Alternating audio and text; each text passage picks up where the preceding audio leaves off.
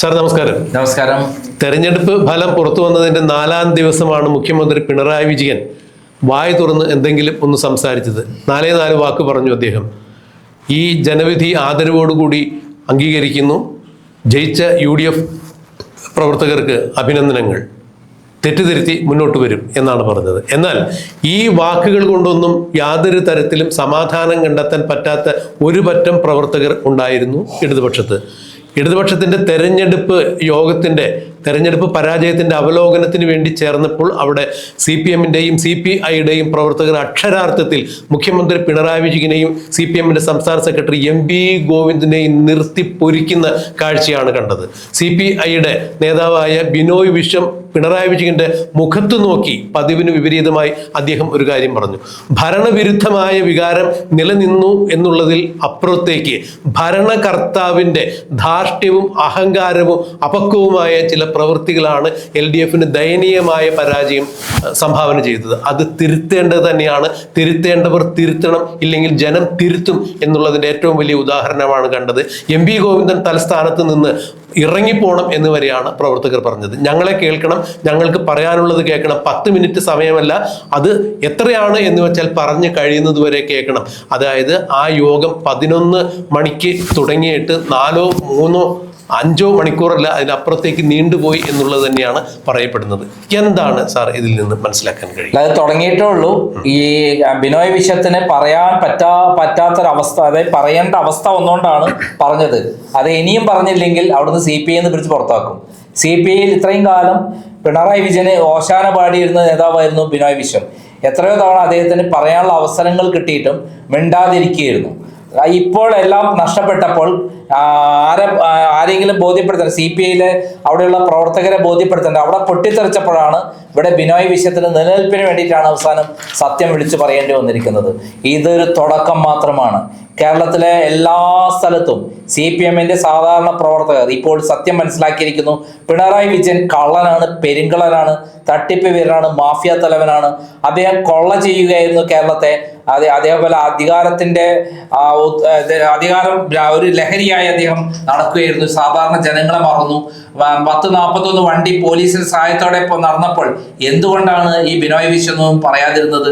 അങ്ങനെ നടക്കാൻ പാടില്ല സഖാവേ, ഇത് കമ്മ്യൂണിസ്റ്റ് പാർട്ടിയാണ്, സാധാരണക്കാരനായിട്ട് വേണം ജീവിക്കാൻ, അല്ലാതെ 10-40 പോലീസ് വണ്ടിയുടെ സഹായത്തോടെ നടക്കേണ്ട ആളല്ല നമ്മൾ. അതേപോലെ അവിടെ ക്ലിഫ് ഹൗസ് നവീകരിക്കുമ്പോൾ സ്വിമ്മിംഗ് പൂളിന് 25, അതേപോലെ ലിഫ്റ്റിന് 25, പശുക്കളെ വളർത്താൻ 50 ലക്ഷം ഒക്കെ ചെലവാക്കുമ്പോൾ ഇതൊന്നും നമുക്ക് ചേർന്നതല്ല. നമ്മൾ ലളിതമായ ജീവിതം നയിക്കേണ്ട ആൾക്കാരാണെന്ന് എന്തുകൊണ്ടാണെന്ന് പറഞ്ഞില്ല, എന്തുകൊണ്ട് തടഞ്ഞില്ല? അന്ന് ബിനോയ് വിശ്വം ശക്തമായി പറഞ്ഞ് നിലപാടെടുത്തിരുന്നെങ്കിൽ പിണറായി വിജയന് മുട്ടുമടക്കേണ്ടി വരുമായിരുന്നില്ലേ? അതിനൊന്നും കഴിവില്ലാത്ത രൂപത്തിൽ അന്നൊന്നും മിണ്ടാതെ എല്ലാം തകർന്നടിഞ്ഞപ്പോൾ ഇപ്പോൾ ആർക്കോ വേണ്ടി ശബ്ദിക്കുന്ന ഒരാൾ മാത്രമാണ് ബിനോയ് വിശ്വം എന്നാണ് എനിക്ക് പറയാനുള്ളത്. ഇല്ല, അവസാന കാലത്ത് ഈ PM ശ്രീ പദ്ധതി ഉൾപ്പെടെയുള്ള കാര്യങ്ങളിൽ രായ്ക്ക് രായ്മാനോ ആരും അറിയാതെ അവിടെ പോയി ഒപ്പുവെച്ച കാര്യത്തിലൊക്കെ ബിനോയ് വിശ്വം നേരിട്ട് എതിർപ്പ് പ്രകടിപ്പിച്ചിട്ടുണ്ടായിരുന്നു. പിന്നീട് ഇപ്പോൾ അദ്ദേഹം മറ്റൊരു കാര്യം കൂടി ഈ തെരഞ്ഞെടുപ്പ് അവലോകന യോഗത്തിൽ പരാജയ കാരണം ചർച്ച ചെയ്തപ്പോൾ ഒരു കാര്യം കൂടി അദ്ദേഹം എടുത്തു പറഞ്ഞിട്ടുണ്ടായിരുന്നു.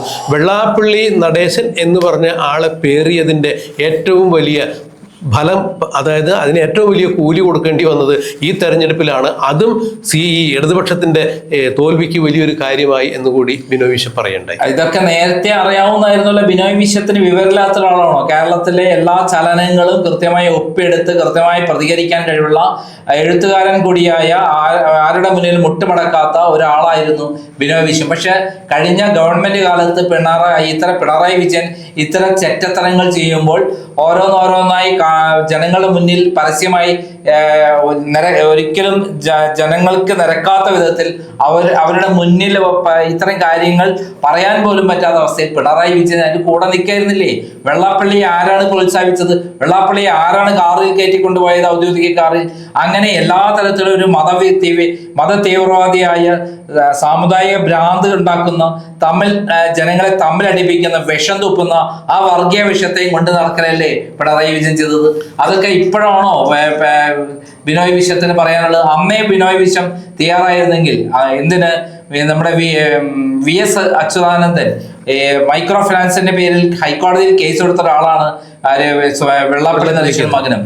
ആ ആളെ പിണറായി വിജയൻ ഇങ്ങനെ പൊക്കിക്കൊണ്ട് നടക്കുമ്പോൾ ഇത് ശരിയല്ല സഖാവേ, ആ വിഷജീവിയെ കൊണ്ട് നടക്കരുത് എന്ന് എന്തുകൊണ്ട് അന്ന് പറഞ്ഞില്ല? ഇപ്പോൾ ജനങ്ങൾ തിരിച്ചടിച്ചപ്പോഴാണോ തിരിച്ചറിയേണ്ടത്?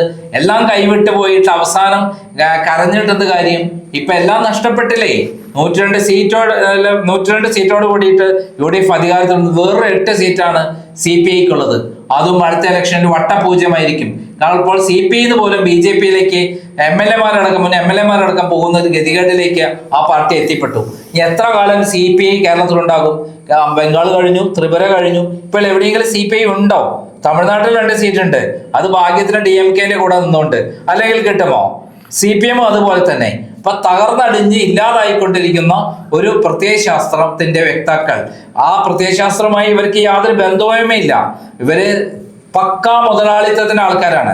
അങ്ങനെയുള്ളതിൽ കൂട്ടുചേർന്ന് എല്ലാം നക്കി തിന്ന ശേഷം ഇപ്പോൾ വിലപിച്ചിട്ട് കാര്യം?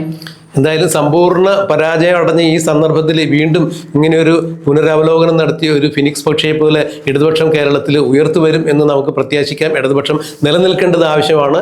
ഇടതുപക്ഷത്തിന്റെ പ്രസക്തി കേരളത്തിലുണ്ട്. ക്രിയാത്മകമായ പ്രതിപക്ഷമായെങ്കിലും ഇടതുപക്ഷം നിലനിൽക്കണം. അതിനുവേണ്ടി അവർ പ്രയത്നിക്കും എന്ന് നമുക്ക് പ്രതീക്ഷിക്കാം. അങ്ങനെ ഇടതുപക്ഷം കയറണമെങ്കിൽ ആദ്യം പിണറായി വിജയനെ അവിടുന്ന് അടിച്ചിറക്കണം. അല്ല, അത് തന്നെ അവർ പറഞ്ഞിരിക്കുന്നത്. അടിച്ചിറക്കൽ നടക്കട്ടെ ആദ്യം, അതിനുശേഷം നിങ്ങൾക്ക് കാണാം. അപ്പോൾ ജനം വീണ്ടും ഇടതുപക്ഷത്തോടൊപ്പം ചേരും. എന്താ സംഭവിക്കുക എന്നുള്ളത് നമുക്ക് കാത്തിരിക്കാം, കണ്ടറിയാം.